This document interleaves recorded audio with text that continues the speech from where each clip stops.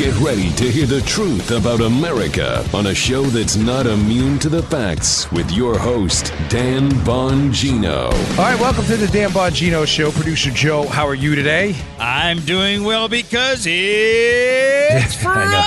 I know you love Friday. It is Joe. Yes, Joe gets very excited on Friday. It's also a big day for me. Just a little personal note for you all who've been with me from the start, or even the new listeners who really enjoy the show.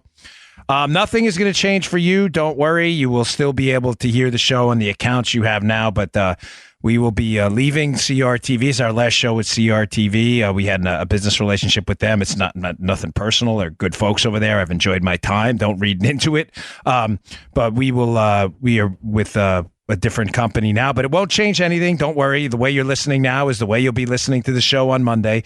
Also, it is my last show with NRA TV today. Also, great people over there. I had a great time doing the show. We Stand with Dan Bongino. I did not renew on a contract offer, which I appreciate. But I will be announcing where I'm going and why I did not renew soon. Joe knows I can't do it yet, unfortunately, but yeah, it'll be a lot of fun. So a lot of great things ahead. I appreciate all your interest and all your emails. I didn't want you to think I forgot about that. All right, today's show brought to you by our buddies at Brickhouse Nutrition. Love Brickhouse. Listen, we have the new year coming up, right? Yep. Everybody loves the New Year's resolutions. And what's the one I mean, come on, Joe. What's everybody's New Year's resolution? Get in better shape. I want to look better. I want to feel better. Time to start eating right. Well, what better way to start than to start with Field of Greens? We all know the key to a good diet, to looking better, to feel better, for me at least, better immunity, but better skin, better hair, better nails, everything, is to eat fruits and vegetables. Fruits and vegetables, or as my grandmother used to call them, vegetables. Vegetables, you need them. The problem is they are it's perishable. You got to prepare them, and a lot of us aren't really great cooks, to be honest with you. Thankfully, my wife is, but I'm really not that good. So what better way to do it than to get your healthy fruits and vegetables in a powder form? These are real fruits and vegetables in Brickhouse Nutrition's product called Field of Greens. It is a great tasting powder. You throw it in water, put it in juice, put it in green tea, put it in your protein shakes, and you get servings of fruits and vegetables, healthy fruits and vegetables every day. The life-enhancing macronutrients, micronutrients, you can't beat it in Field of Greens. Go give it a shot. Everybody I've recommended this product loves it. In my family, we use it. My kids use it. It tastes great. Go to brickhousenutrition.com/Dan. Pick up a jar of Field of Greens today. Let me know how you feel when you're done. Give it about a week or so. It's that good. Fieldofgreens.com. Make it a part of your New Year's resolution. Go to brickhousenutrition.com/Dan. Pick up a bottle of Field of Greens today. Okay. A lot of emails yesterday about the latest media bombshell. And when I use the word bombshell, I have to use, again, the dreaded, horrible air quotes. Michael Cohen, Trump's lawyer's cell phone pinged in Prague. The sky is falling. The Chicken Little people came out again yesterday. All the conspiracy theorists out there, Seth Abramson and the other, Trump collusion conspiracy hoaxers, they just lost it yesterday. I got all these emails. Dan, are you going to comment on this? Yes. Matt Palumbo was nice enough at my website, Bongino.com, to put together a piece, which is in my show notes today, which will summarize what I'm going to talk about. But ladies and gentlemen, everybody get off the ledge. This is no need to panic. I'm going to explain to you what I think is going on. So first, let's explain what happened, what I think is wrong with the story, and then what I think is really going on and why this story was launched now. Number one, what happened? Many of you are familiar with Michael Cohen, Trump's former personal attorney, President Trump's former personal attorney. One of the allegations in the dossier used to spy on the Trump team, because they had nothing else, was that Trump's former attorney, Michael Cohen, went to Prague to meet with a Russian official, a higher-up Russian official, and that this Russian official and him coordinated a way to hide payments made to Europeans to hack Hillary and the DNC's emails. Basically, the whole collusion conspiracy was the middleman was Michael Cohen, who was in Prague arranging it. Make sense, Joe? Many of you know this. I've mentioned it before in the show, but we do have some new listeners. Yeah. So just so you understand, the debunked dossier, which was used to spy on Trump, has a key tenet in it. And the tenet is that Michael Cohen was the middleman in arranging this hacking and all of this work with the Russians to influence the campaign. There you go. That's the setup. It's as easy as that. Okay. What came out yesterday? Well, despite repeated denials by Michael Cohen, who, of note, is cooperating with the special counsel, who has no reason to deny it anymore, Michael Cohen, if he had golden information to get out of jail, Joe, do you think he'd use it? Let's get the short answer. Yes, I would say yes. Ding, ding, ding, ding, ding. So Michael Cohen, despite repeated denials, despite zero evidence on his passport, zero travel records, no hotel records or anything like that, it came out yesterday in McClatchy, the same two reporters, by the way, that back in April reported this similar story with fewer details, that there was evidence Michael Cohen was in Prague. The same reporters, this guy Stone and another guy, put out a story saying their sources are telling them that Michael Cohen's cell phone pinged in Prague, and therefore there's evidence he was in Prague. Okay, that's point number 2. I'll get to point number 3, what I think is really happening in a second. But first, let's dig into the details of this so you understand why I'm not worried about this. And folks, let me be crystal clear on this. Unlike the conspiracy theorist crowd on the left, the Seth Abramsons of the world, the meathead from the Archie Bunker, Rob Reiner, the Looney Tunes Hollywood people who have no idea of actually what went on in this case. I wrote a book on this. I'm not patting myself on the back trying to impress anybody, but me, Matt, and Denise, who wrote the book, studied this for a year and a half in intimate detail. If evidence presents itself that any of the assertions in my book or anything on our podcast is wrong, Joe and I will happily correct it and say, you know what? If Michael Cohen, if he admits he was in Prague, okay, then and he committed a crime, have at it. Prosecute him and anyone else involved. There you go. I am open to new evidence. The problem is there is no new evidence. Now, you may say, Dan, there is. Come on. We have this McClatchy report that Michael Cohen's cell phone pinged in Prague. Okay. Multiple problems with this report. Number 1, hat tip William Jacobson, illegal insurrection, for pointing this out. He says, let's focus on the lead-in, where the McClatchy reporters are getting this information. Quote, 4 people with knowledge of the matter say. You're like, wow, 4 separate sources, Joe, are claiming Michael Cohen's cell phone pinged in Prague? That must be credible. It's 4 separate sources. Jacobson says, it's clear that this is at best a misleading statement. The 4 people in question have no personal knowledge. Here's a quote from the McClatchy report itself about their 4 sources, folks. 4 people spoke with McClatchy on condition of anonymity. Oh, gosh, here we go again, Joe. More anonymous. Back again. Due to the sensitivity of information shared by their foreign intelligence connections. Each obtained their information independently from foreign intelligence connections. So Jacobson goes on to say, understand what this means. None of the 4 have actual personal knowledge. They had communications with foreign intelligence connections. These connections may not even have personal knowledge. Ladies and gentlemen, this is an anonymous source basing information on a foreign intelligence source which isn't even claiming personal knowledge of the event themselves. Listen, I'm not trying to dance around this. Let's go do the do's and the don'ts, right? Here's the pros and the cons. The pros, why this could be true. An anonymous source is claiming from another foreign intelligence source who's not claiming any personal knowledge of this themselves that they know Michael Cohen's phone pinged in Prague. That's the only evidence we have at all that Michael Cohen was in Prague and that this dossier, portions of it may be true. On the no side, the con side, that you're being conned and that this is in fact a nonsense story. Michael Cohen and his attorney or former attorney, now PR guy, Lanny Davis, has repeatedly on the record and under oath denied that he was in Prague. You may say, well, Michael Cohen's been convicted of lying. He's not credible. Correct. The problem is Michael Cohen has been convicted of lying for under oath statements he made. But Joe, Michael Cohen has never, pled guilty to lying.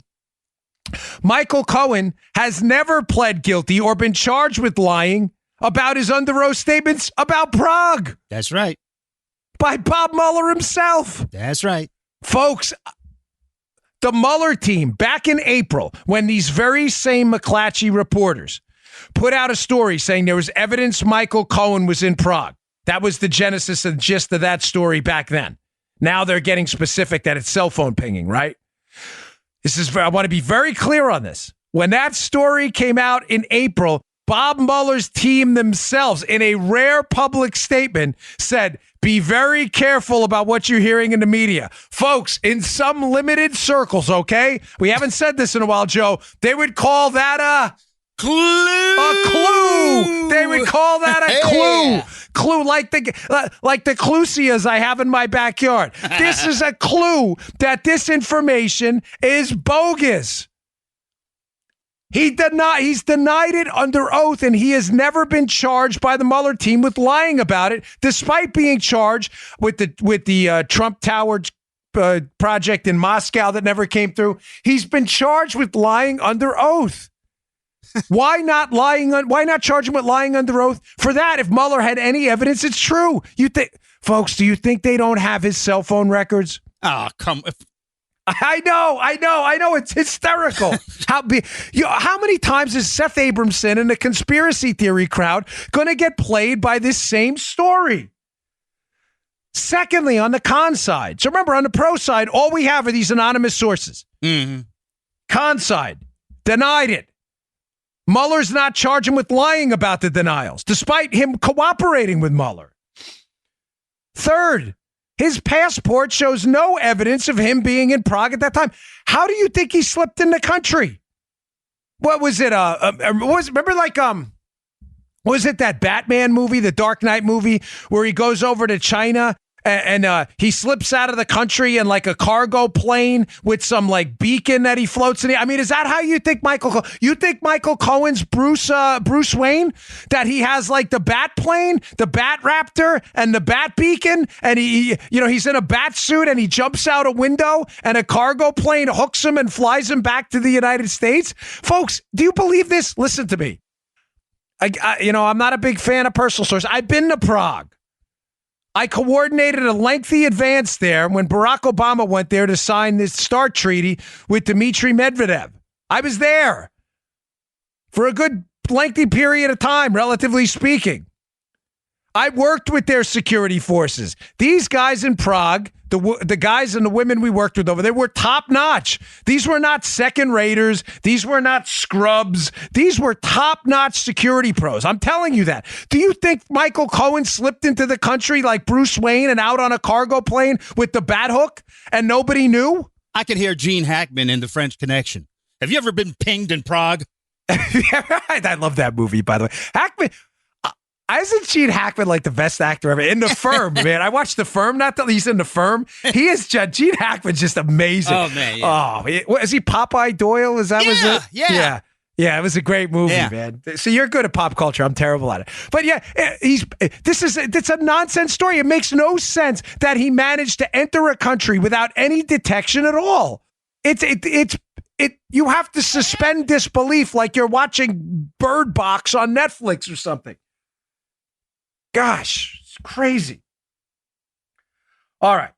Fourth, the Senate testimony he provided was under oath. I've already said that. He has provided under oath testimony to the Senate, Michael Cohen, that is, that he was not, in fact, in Prague. I don't want to repeat that. So that's number 4. Number 5, we have a Washington Post reporter, investigative reporter named Greg Miller. Greg Miller is not a pro-Trump guy. I mean, listen, he's an investigative reporter. I'm not knocking the guy personally, but I think it's clear that Miller is an investigative guy who's not looking to give Trump any leeway here. In other words, he's not a conservative guy. He's not looking to give anybody a pass. Miller has been looking into this allegation of Michael Cohen being in Prague, according to the dossier, seemingly in perpetuity.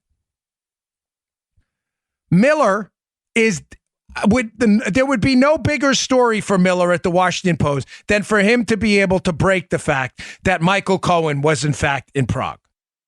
But Miller recently gave a talk that was publicized on C-SPAN 2 at a bookstore, this investigative reporter, and he talks about their efforts to show that Michael Cohen may in fact have been in Prague to coordinate this whole collusion fiasco and scandal. And this is what Greg Miller of the Washington Post had to say about their efforts to show Cohen was in Prague. Given what we know about Trump, it certainly wouldn't be outside the realm of the possible that this happened, but we've seen no evidence. And it's not for lack of trying. I mean, there's other material in the dossier we literally spent weeks and months trying to run down. There's an assertion in there that Michael Cohen, Trump's lawyer, went to Prague to settle payments that were needed at the end of the campaign. We sent reporters through every hotel in Prague, through all over the place, just to try to figure out if he was ever there, and came away empty. And we've talked to sources at the FBI and the CIA and elsewhere. They don't believe that ever happened. Oh, folks, do you understand the left is getting played? Now, to this guy's credit, who's not a Trump guy, he's even acknowledging, listen, I am a reporter first. There's just no evidence of this allegation in the dossier that Cohen was in Prague. I mean, what's fair is fair. The guy's being honest. And he makes two key critical points on the con side. Remember, the only pro side we have is an anonymous source indicating there was a cell phone ping. And I'll get to what I think's going on in a minute. All right. I didn't forget that. On the con side, the denial, no passport records, under oath testimony, Mueller hasn't charged him. Now we have a Washington Post reporter making two more credible anti-Cohen Prague points here. Number one, Joe, there's no hotel records. Oh. Now, that doesn't mean definitively he wasn't in Prague, but it would certainly mean he would have to have come in and out on the same day. Where else would he have stayed? Is there a flight? Did he land at some FBO over there, or where did he land in a jet? What did he do? How did he get there? There's no passport records, no customs records, no hotel records. But he says something else there too. His own sources in the FBI and CIA, who, Joe, you can assume reasonably that Miller's a Washington Post guy, that if he has FBI and CIA sources leaking to the Washington Post, they're probably, Joe, is it a safe assumption to say those sources are probably not looking to make Trump look good? Yeah, I would think so. Safe bet, correct? Yeah. Even his own sources, the FBI and CIA sources for the Washington Post guy himself are saying, listen, this is probably not true. How many times are leftists going to get played by this, folks? Now, part 3 of this. So we laid out the story, what I think in the second part, the cons to it, the pros and the cons, or the pro and the many cons. And now I want to tell you what I think is really going on, which is part 3, bullet 3 of this. Folks, I believe this is the foreign intelligence cabal that was desperate to take down the Trump candidacy. Now, we know this happened. If you're a regular listener to the show, this is old news. Mm-hmm. We know British intelligence was passing information to the Obama administration about the Trump team. You know what? Let me just do this one last time, or not one. I probably will wind up doing it again. CNN headline, April 14, 2017. Story by Jim Sciutto, Pamela Brown, and Eric Bradner. British intelligence passed Trump associates' communications with Russians on to U.S. counterparts. Okay, I read that headline a lot because we all know at this point, CNN has never retracted the story, that foreign intelligence operations, including what's believed to be some Baltic state operations as well, were passing information about the Trump team to the Obama administration. Now, if in the book, and in my book, I hate to keep plugging it, but we did a lot of work on it. Denise uncovered an interesting angle here about why the British may have been so intimately involved in this plot to take down Trump. She found some interesting stuff in there. We also believe there were other foreign intelligence outlets as well that were passing information about the Trump team. Because remember, whereas the Central Intelligence Agency is not supposed to be spying on United States citizens, the others out there, foreign intelligence counterparts, the Australians, the British, and others, they have no such, at least for us, they have no such obligation like we have to preclude them from spying on our folks. Mm-hmm. Now, there's Five Eyes arrangements. I don't want to oversimplify, but I'm just saying there's no better way to circumvent gathering intelligence on your own political enemies in the United States, Joe, than by using foreign intelligence partners to do it. So what's going on here? This is a cover your CYA moment. It rhymes with class. It's pretty clear to me at this point that foreign intelligence folks who were involved in the plot to take down Trump are now in a bit of a quandary here. Everybody knows they were involved here. The bureau people and the intelligence people who were working with them and on the receiving end of this intelligence are now starting to believe they may have been misled. Everybody needs an out on this. Everybody. So what better out for a lot of our intelligence folks here than to say, oh, look, we relied on these foreign intelligence people. And what better out on these foreign intelligence people than to leak anonymous stories that, hey, there was this cell phone record of Cohen being there. Was Cohen's cell phone cloned? I don't know. Was it, as I said in my speech at the Breakers, was it a different Michael Cohen and there's some confusion on who exactly this was? I'm not sure. Michael Cohen happens to be a very common name. I'm telling you this. I strongly dispute the fact that Michael Cohen was in Prague, and I strongly dispute the fact he was meeting with this Russian official to exchange payments for this collusion thing. In the strongest possible way. I believe this is a nonsense story, and I believe these foreign intel people are leaking this story to gullible reporters at McClatchy, who are, by the way, the only ones that are running with this. The Washington Post isn't running with the story. They are not running with this. McClatchy are the only folks who are out there actively promoting this as genuine. People may be reporting on the reporting, but they're not reporting this as fact. McClatchy's out there on an island on their own. And I believe they're doing this because these foreign intel people that either know they were duped and had the wrong guy, who still believe this may be true and it may have been some kind of clone phone, but they're still holding to it, are trying to cover and provide a reason why they did this. Joe, does this make sense? Yeah. I know it's... Let me can I say it again? I don't want to repeat. I don't like being repetitive on the show, cool. but everybody now knows the collusion story is a hoax. All the players involved. That's the big overarching point to take away. They're looking for a reason now, as the Mueller investigation is starting to close up. They are looking for a reason now to justify after Mueller's report comes. And Mueller's report is not going to be laudatory. It's going to be nasty, and it's going to be designed to damage Trump politically. But Mueller's report will have no evidence of Russian collusion because there is none. It didn't happen.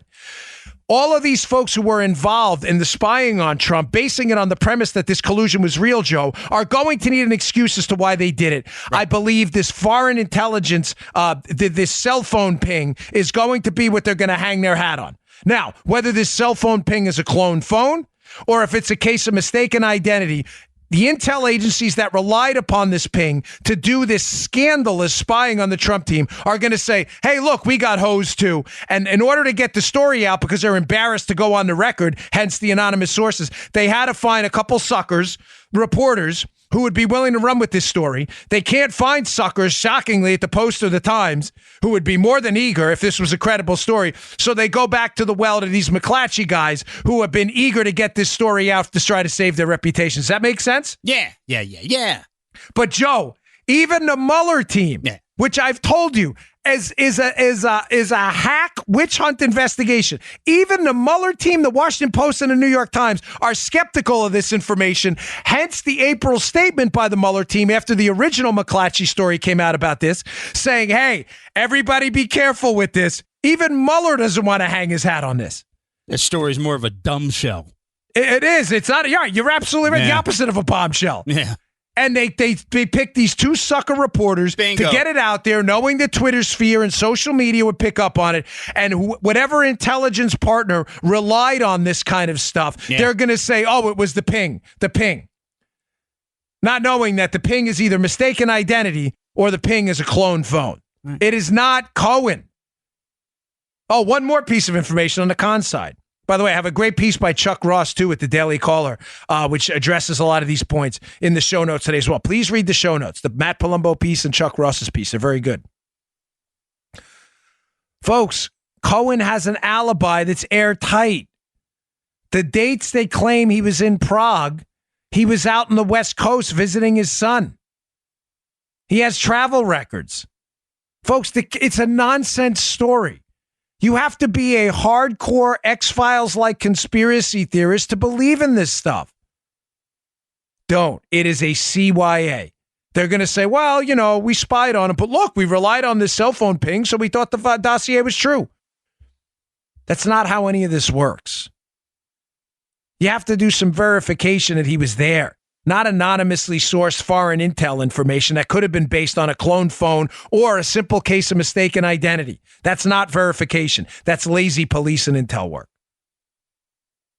That makes sense, Joe? Did I sum that up? Yeah. Beautiful. It's all right. I got a lot of emails yesterday about that. This is a CYA. This is going to be their new, we screwed up, but look, it's the ping. Ding-a-ling, the ping. Yeah. I know. Don't say it. I know he's in his head. I can already see Joe formulating a witty response. All right, I'm going to do a 2 for today for Brickhouse because it is the new year. The new year's coming up, and we love Field of Greens. I talked about it in the beginning of the show, but also Foundation. If you want to look better and perform better in the gym, there is no better product out there other than Foundation. Go give it a shot. It's a creatine ATP blend. It's available at brickhousenutrition.com/Dan, just like Field of Greens. It is a creatine ATP blend that will make you look better and feel better. You don't believe me? Try the mirror test. Creatine and ATP together gives you the equivalent like 2 extra gas tanks in the gym. You will look and feel ferocious on this stuff. It is incredible. Try the mirror test. Give it a shot. Give it about 7 days to load in your system. Follow the label instructions on it. It's called Foundation. And go back, check yourself out in the mirror 7 days later. You're going to be like, damn. It's that good. Go give it a shot. BrickHouseNutrition.com/Dan. Check out Foundation. You'll love it. Okay. Let's see. Moving on. On a sad note, this is a tough segue, but on a very sad note, I'm sure, Joe, you saw this story. A real American patriot and hero was taken from us yesterday. Mm-hmm. This police officer hero, this patriotic, legal immigrant to this country, Officer Ronell Singe, who died in California. He was a police officer from Fiji. He was shot during a traffic stop, 1 a.m. in the morning, pulling over a suspect that he suspected of a DUI. He pulls over the suspect, and he calls out over the radio, "Shots fired, I've been hit." He was tragically taken from us. This officer saying, you have to see the pictures of him and his beautiful family on Christmas just hours before he was killed. Folks, he was a legal immigrant to this country. He's the type of American that we want in this country, that we need in this country. Reminds me, people like, my wife and other legal immigrants who come here with the strong desire to put their right hand over their heart and pledge allegiance to our country and our values and entrepreneurship and hard work and patriotism and love of your neighbor, love of your country. Being a former cop myself, whenever we lose a man or a woman in blue, it's always particularly devastating because I remember what that was like. When I worked in the 7-5 precinct, ironically, my last day of work, tragically, ironically, I went into, when you leave the police department in NYPD, you only have to give back a couple things. You have to give back your patrol helmet. You have to give back your firearm and your patrol guide. You can go get your firearm again later once you pay for it.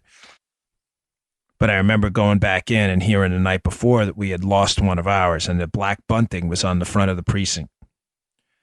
Another tragic loss of life in our own precinct. I knew the guy. I knew him personally. And he wasn't there anymore. He's gone. Never take another breath of oxygen. Never see his kids again. Never see his mom again. Never see his family again. Never enjoy another good movie. Never enjoy another good meal. Gone. An empty seat at a table for his family forever. Nothing but memories left. This officer, Singh, out in California, is a memory now for his family because of a guy in this country illegally who killed him. Folks, I was hesitant to tweet about this yesterday because, of course, you always subject yourself to charges that you're making politics out of this. But this isn't politics. This is a life that was taken from us by a person who unquestionably should not have been in this country, and a life taken from us by a person who unquestionably should have been in this country.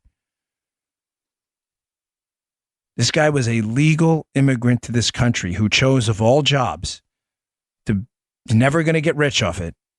Listen, police officer salaries are not great. I know, I worked for one. He chose a rather middle-class salary as a way to support his community, to go out there and put himself between that round. And he died, and he was killed. A legal immigrant and an American hero.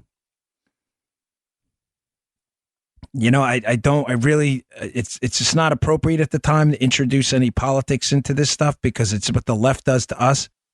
But folks, it would be equally inappropriate to not talk about this because it is in context of the current political environment over immigration. I have never seen a story in my life that so clearly sums up the fight we're in right now. There are people around the world who admire and love this country, who would love nothing more than to apply their skills, their hard work, and their love of neighbor, friend, family, and God to come here and bring those assets to the United States. Those are the people we desperately need, Officer Singh. But this savage, this animal, who took the exact opposite path, flipped up both middle fingers at the same time to our system and said, I'll come and go as I please. And when I do come and go as I please, I will do when I want to do it, and I have no inhibitions on my behavior at all, including inhibitions against killing one of yours. When I say one of yours, I mean one of ours, because this animal is not one of ours. He's a savage. Never has there been so clearly a case that needs to be discussed amongst common sense Americans of both sides. Not meant to demonize anyone, it ain't just meant as a clarion call of what this immigration debate is currently about. Stop conflating to our liberals out there, and I say liberals and our Democrat friends, because liberals are not our friends. They are at war with us, at an ideological war with us. There are Democrats who are persuadable. I'm begging you, as a fellow American, a person who believes in this country, and a person who believes in you. I have Democrat neighbors who are very reasonable people. We just have disagreements on issues. Stop conflating immigration with illegal immigration. We have never been a country that treats legal immigrants to this country badly, ever. Matter of fact, they bring, like Officer Singh and my wife, tremendous skills and character to this country.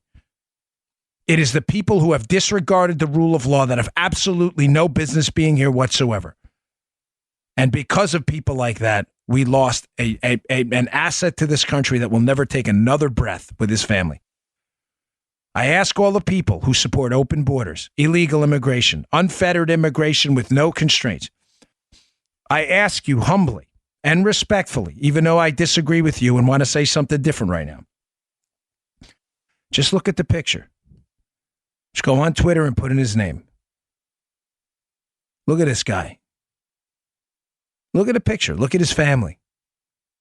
Look at his Christmas picture taken hours before his untimely death. We need more of those people.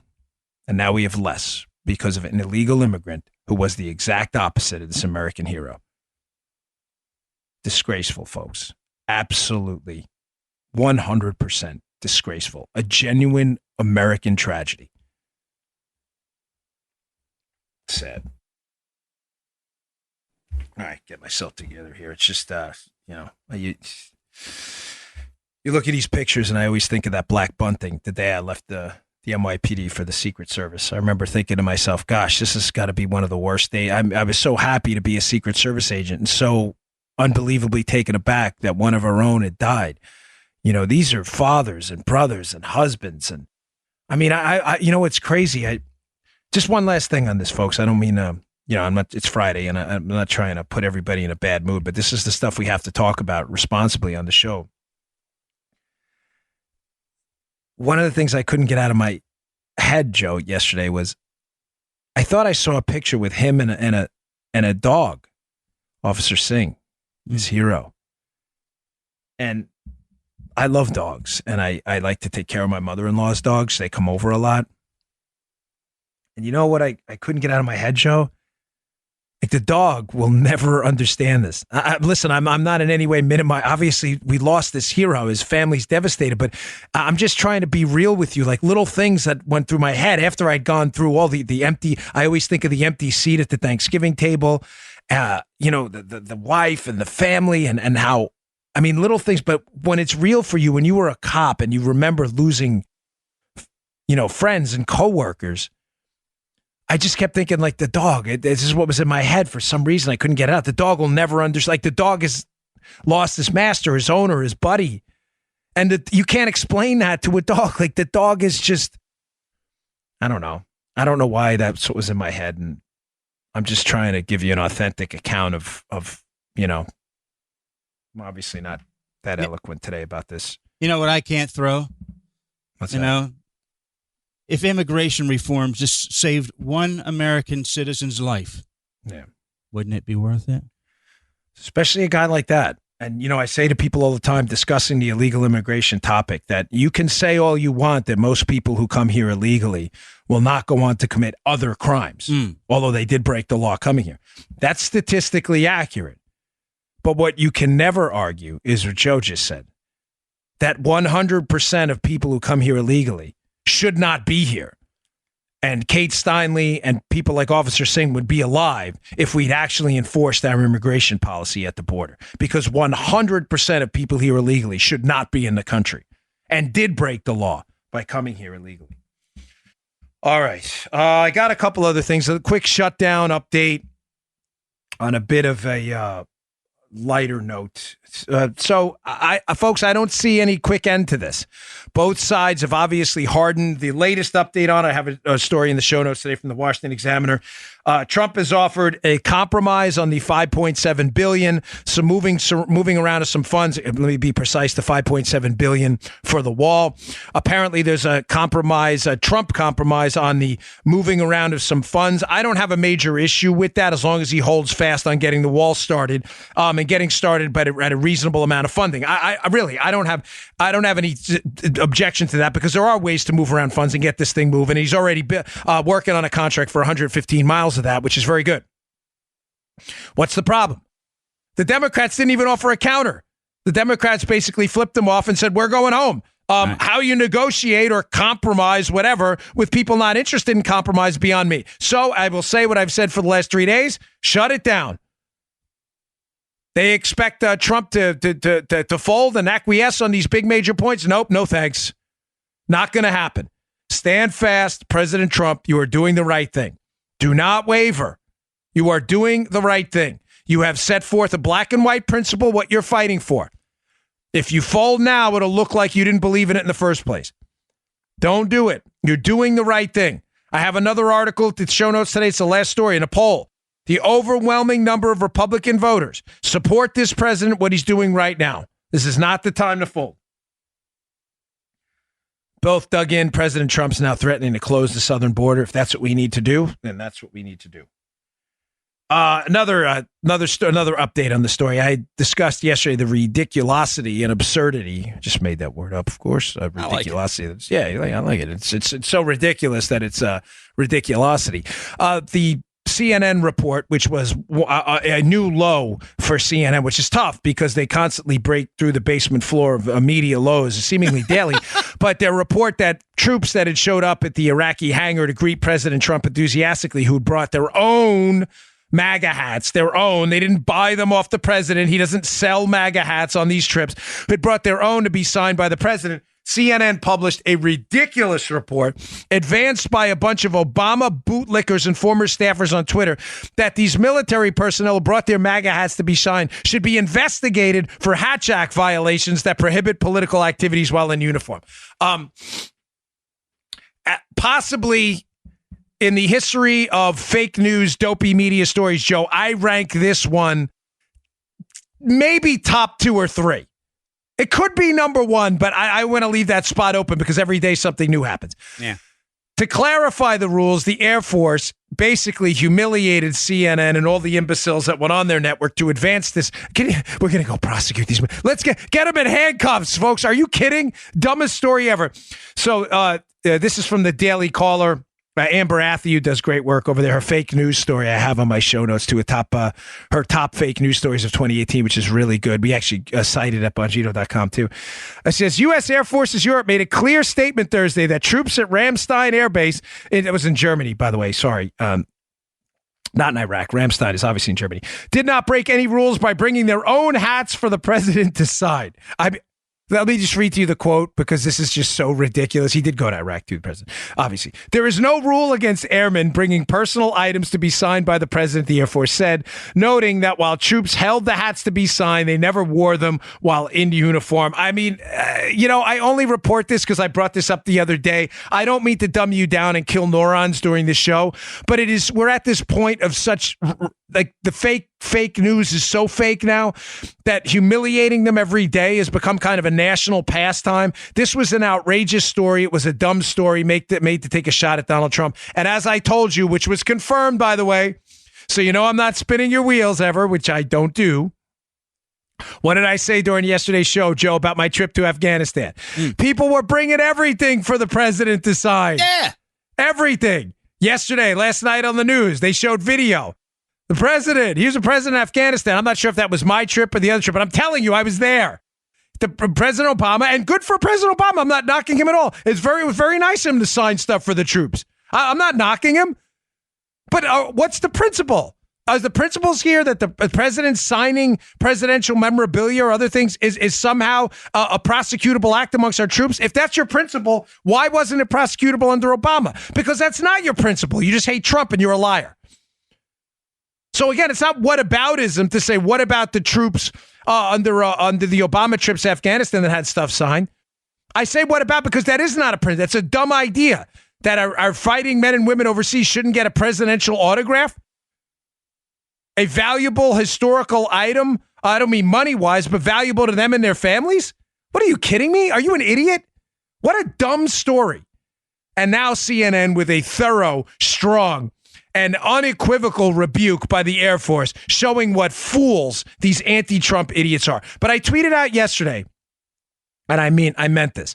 This helps President Trump. You may be like, how does this help President Trump? He's under constant attack by the media. No, you're reading this all wrong.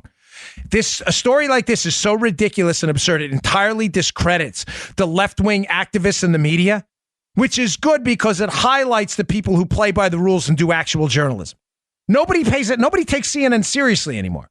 But when you have mainstream reporters who are maybe liberal, but try to play it fair and knock stuff like this, like, guys, this is just stupid, it actually shows conservatives that there can be some people out there in journalism who put their politics aside.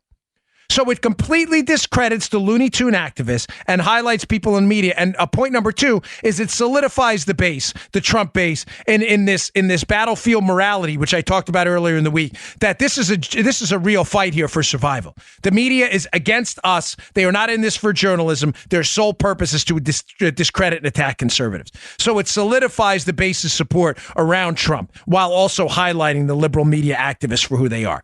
This is not a bad thing. I sent that tweet, by the way, yesterday in a shop I was at. I'm getting my Raptor customized, my Ford Raptor. So, folks, I can't do it yet because I'm waiting for a trip, and I'm expecting hopefully by the end of next month it'll be done. Wait till you see I'll take some pictures. I'll put them on Instagram. You're gonna love it. This is gonna be pretty bad. Yeah, you're gonna love it. The guy showed me some stuff. He's like, "You want to do this with the bumper and put a little vinyl here and a little highlight here and some lights there, and maybe we'll hook up the rims on." I was like, yeah. I said, I need some manly stuff, some bars to like crush stuff and everything. Like, give me the manliest bumper, like a black matte finish crash bar. He's like, what? You go off-roading? No, I drive it to the gym every day. The car has almost no miles on it. That's my off-roading is I hit a curb once coming out of the parking lot in Powerhouse Gym. That's how much, but I love manly stuff. I like guns and I like trucks. That's my thing. And I want this truck to look like a tank. So I'm going to get it done. I was in the shop yesterday checking out some stuff. I'll put some pictures up on my Instagram. I'm at Bongino. So go check that out. Follow me on Instagram, and you can see what the car's going to look like. It's going to be cool. The truck, I mean. All right. I'll show you first, Joe. You're going to love it. Okay, we did the shutdown, the Air Force, the heroic officer we lost. Oh, here we go. This is important. Folks, Trump's legacy at this point, I'm hoping he is not a one-term president. I don't think he will be. I think he has a pretty decent shot at re-election. But if he were, God forbid at this point, to be a one-term president, who knows what would happen if he lost. One of his legacies is going to be a remaking of the federal courts. Now, I've discussed the importance of this before. But I wanted to give you some numbers to put in context the success President Trump has had, because there's still a large swath of never-Trumpers out there, Joe, that regardless of President Trump's success on the economy, regulatory reform, and the federal bench, they still are resolute that this President Trump, this guy, is not fit for office, which is absurd. He's made some very, very good decisions which have advanced the conservative football down the field significantly. But I like numbers. And I realized today while I was reading this article in the Washington Examiner, which I'll have in the show notes, about his remaking of the federal bench, that I never really put it in context to you how important what President Trump is doing on the courts really is. Numbers matter. Facts and data matter, right? First, why is it important? Well, all the obvious reasons. Dan Horowitz wrote a book on this, and Mark Levin has his excellent book, was it Men in Black? Well, they talk about how the left, when they can't win elections, what do, folks? They go to the courts. Why? Well, it's very simple math. When the left can't win elections because they can't convince people en masse to vote their high tax, big government, pro-abortion, anti-school choice stuff into office, what do? The left never gives up. You have to almost admire their tenacity. They never give up. What do? They go to court appointments. When they get liberals appointed on the courts, they sue. They get a liberal judge acting as a politician. And now what happens? Instead of having to convince 90,000 people in a congressional race, or, hundreds of 100 million plus in a presidential race, that their policies are good when they are in fact pernicious and dangerous, who do they have to convince, Joe? One judge. That's it. So what they want to do is they've always wanted to stack the federal bench with politicians acting as judges and get them to advance the political football they can't advance electorally because their policies suck. It's very simple why the left is in love with the bench, the federal bench. Well, what's a good way to stop that? A good way to stop that would be to limit the influence of the courts through these stopping these ridiculous national injunctions, where a case is decided at a district court and a federal judge says, "Well, we're going to put a national injunction. This decision's in effect everywhere," effectively stopping the Trump thing. This has to stop. This has to stop ASAP. The national injunctions, and John Roberts, the Chief Justice, needs to get on this. This issuing of national injunctions for every single case that involves President Trump is absolutely absurd and is entirely destroying the reputations of the court, But the second thing, obviously, is appointing judges on the bench who understand the limitations of their own power. Let's put this in context now. President Trump has already confirmed, so you understand, because the math won't make sense if you don't have this number in your head. President Trump has already had confirmed 85 federal judges. Keep that number 85 in your head, because when there's a line in the end about a quarter, and it won't make sense if you don't have that number in your head beforehand. So he's already had confirmed 85 judges. What does that mean in context? According to the Washington Examiner piece, which again is in the show notes, as of this writing, there are 118 vacancies at the district court level and 12 vacancies at the appellate court level, for a total of 130. Of those, 65 are currently pending nominations. To put this in context, Joe, there are 865 judges on the Supreme Court, U.S. Court of Appeals, and U.S. District Courts. That's the total, 865. If all the current vacancies get filled, then Trump will have appointed roughly a quarter of them. Now you see why I threw that number in before, because think about it. Supreme Court, appellate courts, district courts. We have 865 total judges. Trump has already had 85 confirmed. There are 130 vacancies. If Mitch McConnell in the Senate, after this new Senate where we have now a 3-vote buffer, we now have 53 Republican senators after the new class of the Senate is sworn in. 3, because Mike Pence will be a tiebreaker. We can lose Collins and Murkowski, who are effectively fake Republicans anyway. Right. Most of the time. Collins did a good job on Kavanaugh, so I got to be fair there.